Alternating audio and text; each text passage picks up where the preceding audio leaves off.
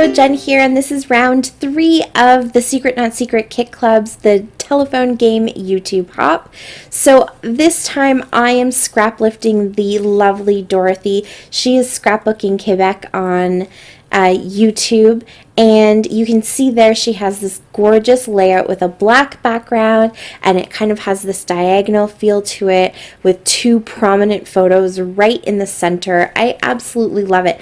I love all the layers and the pattern papers and the colors, and you guys know me, I love using a black background, so I was so excited when I saw this because I knew that this would be perfect for me to scrap lift.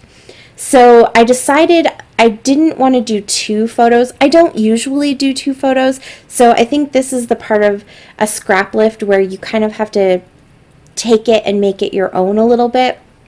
I tend not to do multiple photos, but I did have this 5x7 photo, so I thought that that would be a great way to kind of take up the same amount of space as Dorothy's 2 photos. It kind of has the same weight as the 2 photos and makes a really good focal point, just like in her layout.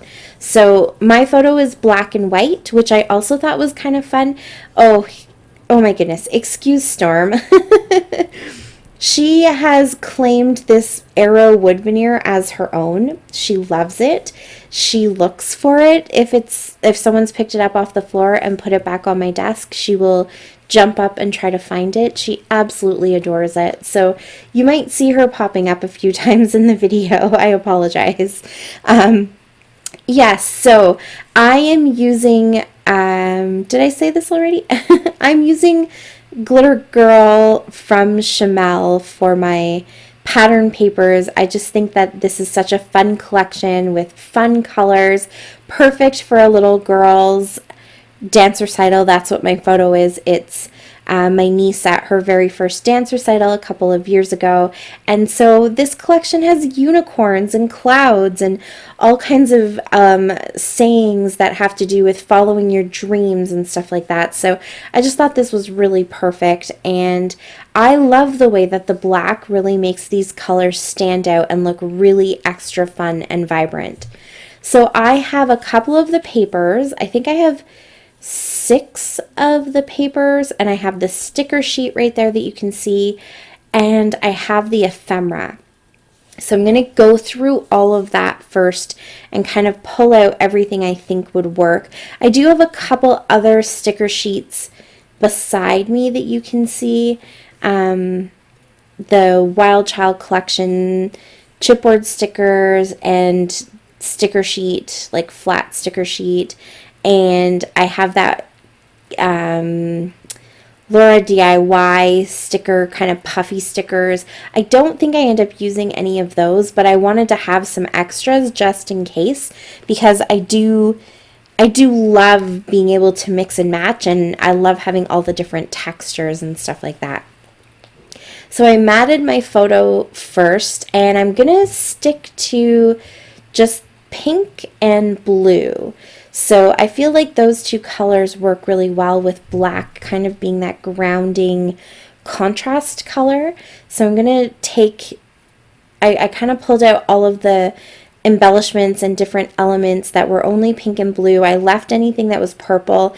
I do end up going back and adding some yellow just because so many of the little embellishments that I wanted to use had yellow on them. So each of my little clusters will get a little touch of yellow to it too, which I think is really fun. So I picked 2 different papers from the ones that I matted my photo with to do these kind of torn pieces. And at first I thought I would do kind of the normal thing that I think a lot of people do, which is to tear your background paper and put the pattern papers behind it. But I felt like I was worried about tearing too much of the black paper, and I thought that this way I had more control over how much of those patterns were actually going to show. So I tore them, and I'll layer them on top.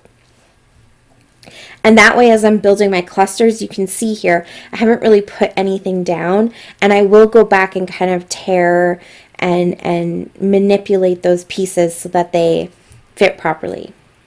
So this is the next morning, and I had just really nicely placed everything on top of my layout the way I thought I wanted it, and then Storm jumped up there, so I showed you that little cloud speech bubble where she chewed through it. So there are a couple of little bite holes in that, which I did cover some of them up, and that's why that embellishment cluster is already done. I kind of, as soon as I saw it, I kind of set to work at figuring out how to cut or how to cover up the bite marks and just glued everything together. So I apologize that you didn't get to see that, but little Miss Storm likes to leave surprises for me on my scrap desk. But yeah, so I have those 3 clusters, and I did have them sitting on the layout, and I thought for quite a while about whether that was it and I was kind of done. And then I thought I actually would really like to bring some of that color to the outside. And so I know that this is not in that original layout from Dorothy, but this, I guess, will be my little extra touch that I'm going to add, and maybe this will get carried on through the telephone. Who knows? But I kind of just liked bringing those colors down. So you can see I just picked 2 pattern papers that these are the ones that I used to mat my photo, and I'm just going to piece them together so that I have the blue in the top right and the pink in the bottom left. No, I got that wrong. I have the blue in the top left and the pink in the bottom right. There we go. And I pretty much only chose that orientation because of how I have my ripped pieces. So here you can see in the bottom, the top ripped piece is blue, so I wanted to match that with the pink. And then in the top corner here, the top ripped piece is pink, so I just wanted to match that up. And there you can see now how I'm able to kind of play around and really control how those ripped pieces look. If I had ripped the black first and layered these in behind, I wouldn't have been able to kind of fuss around with them and make them look right compared to my embellishment clusters. I also added those little mirrored pieces. I think I got those, I don't remember. Were these from a Maggie Holmes collection? I've had them for a couple of years, and I'm very, very slowly getting through them, but I thought again that these kind of worked really well with the feel of the Glitter Girl collection. And again, it's a little girl, so it's kind of fun to add those little flowers. There happened to be 3 of them on the sheet, so leaves to go with 3 of them, so I went ahead and added those into my little clusters. And you can see where I added my little bits of yellow. Just, I don't know, I think it's kind of fun. And I also added that hello sticker down at the bottom to cover up one of the little bite marks from the cat.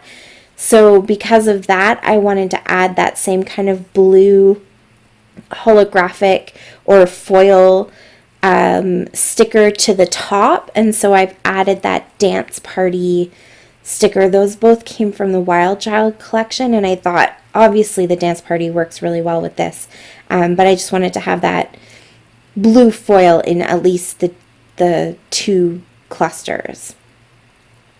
And now I'm just going through all of my different sequins. So the first pack you saw there, I got in a Secret Not Secret Kit Club kit a long, long time ago. It came with an Alice in Wonderland themed kit that I had. And then I'm also going through a lot of these other Spiegel Mom Scraps mixes because I'm trying to find a yellow that I want. And so these little teeny tiny stars are the perfect yellow. Those are an exclusive pack that matches a Wild Whisper collection. And there's a few others in there. So I'm just going to go ahead and glue those all down. I'm gluing those stars down too. Those came off of the Glitter Girl sticker sheet. And I'm pretty much done, I kind of like how this looks. I love the way that the black just makes everything stand out and all the colors look so pretty. It's very girly with the unicorns and all the sequins, and then those flowers kind of, to me, are really super girly too with the mirrors. And then I did a quick double check on, I don't know if you'll see it on camera, but I did a quick double check of the original layout because I wanted to make sure and see if there was any mixed media on there. I'm checking one last time through all of my stickers because I needed a title. Yes.